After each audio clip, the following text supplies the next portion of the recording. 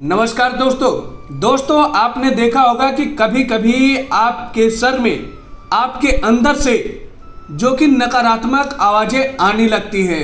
ऐसे बहुत सारी चीज़ें, बहुत सारी भ्रांतियां आपके दिमाग में चलता रहता है। यदि इसे आप किसी डॉक्टर के पास में जाएंगे और उनसे कहेंगे कि मुझे सिर में कोई आवाज़ें सुनाई देती है, तो संभव है कि वह आपको मनोचिकित्सक के पास भेज दिया जाएगा।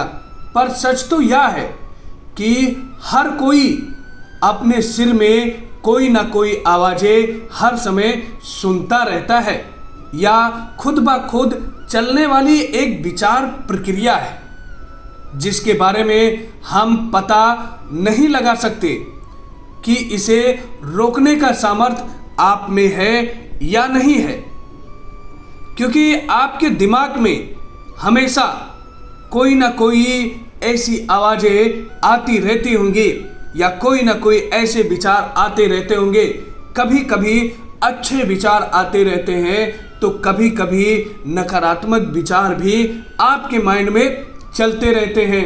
दोस्तों, यह आवाज़ जो कि टीका टिप्पणी करती है, अटकलें लगाती है, निर्णय व निष्कर्ष निकालती हैं, यानी आपके दिमाग में जो बातें आती रहती हैं आप उस पे अपने आप से ही वार्ता करते हैं, अपने आप से ही उस विषय पर निर्णय लेते हैं। यानी उस समय आप खुद ब खुद एक जज और वकील दोनों होते हैं। तुलना करती है कि शिकायत भी आप ही करते हैं और उसका उत्तर भी आप ही देते हैं। यानी पसंद और नापसंद दोनों चीज़ें आपके माइंड में उस समय चलता रहता है।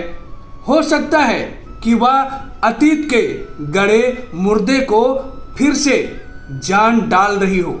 यानी आपने कोई ऐसी चीज़ें जो आप पहले भूल गए हैं, या उन चीज़ों को आपके लाइफ में कोई ऐसी घटनाएं हुई हों जिन्हें आपके माइंड में एक समय पर वो सारी चीज़ें रिहर्सल करता रहता है। ऐसी स्थिति रहती है कि वो दृश्य भी आपके सामने रहता है कि ऐसे लगता है कि जैसे आप उस चीज़ को लाइव देख रहे हैं, या फिर आप देखेंगे कि आप कुछ ना कुछ कल्पना कर रहे हैं। अक्सर वह चीज़ें जो होती हैं बिगड़ने या नकारात्मक परिणाम की कल्पना अधिक होती हैं, क्योंकि आपने आपके माइंड में जो सारी चीज़ें उथल पुथल मचाए रहते हैं, वो उस समय आपके माइंड में आपने देखा होगा कि अक्सर कोई ना कोई नकारात्मक चीज़ें चलती रहती हैं। इसी को चिंता कहते हैं। आपने अक्सर सुना होगा कि आप या खुद ही किसी से कहे होंगे कि आप इतनी चिंता में क्यों डूबे हैं, आप इस बात की चिंता क्यों करते हैं, आप ऐसे चिंतित क्यों रहते हैं। दोस्तों, जो आपके दिमाग में ये सारी चीज़ें, बातें नकारात्मक सकारात्मक, ये सारी चीज़ें जो आपके अंदर चलती रहती है और दिमाग में उथल पुथल करके रखती हैं, और सबसे अधिक चीज़ें चलती हैं तो वो नकारात्मक चीज़ें चलती हैं, जिससे आप काफ़ी चिंतित हो जाते हैं।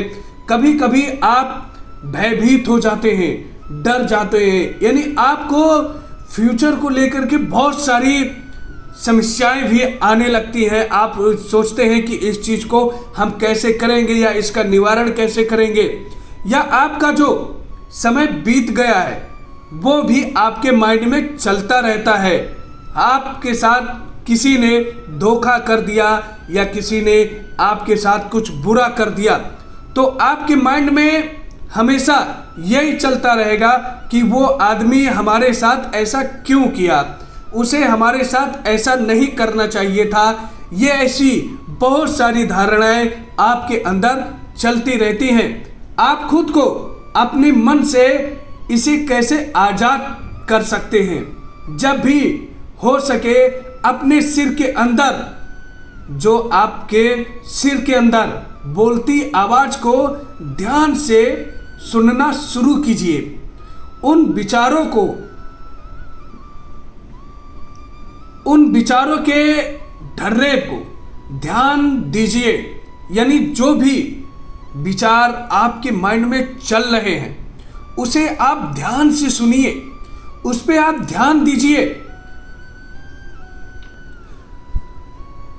आप समीक्षा के रूप में वहां उपस्थित रहिए, कोई निर्णय निष्कर्ष ना लें। इस प्रकार जब भी आप अपना कोई विचार सुनते हैं तब आपके केवल उस विचार के प्रति ही सजग नहीं रहते, बल्कि उस विचार की जो समीक्षा रूपी आप उसके खुद जो उसके प्रति आप सजग रहते हैं। आपने देखा होगा कि जब आप कहीं पर ट्रेवलिंग करते हैं या आप कहीं पर जा रहे होते हैं तो उस समय भी आपको हमेशा अपने माइंड पर कंसंट्रेट रखना चाहिए, उस चीज़ों को ध्यान देना चाहिए, क्योंकि अपने जो मौजूदा समय में जो कार्य करते हैं उस पे आपको विशेष ध्यान देना चाहिए।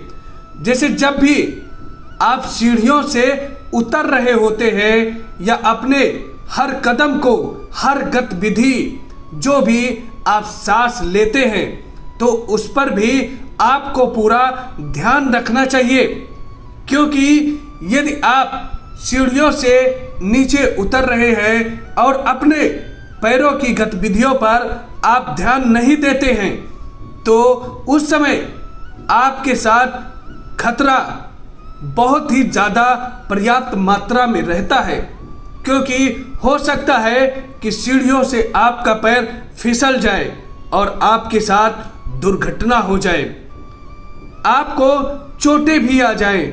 यानी कभी कभी ऐसा भी होता है कि बहुत ज़्यादा चोटें लग जाती हैं।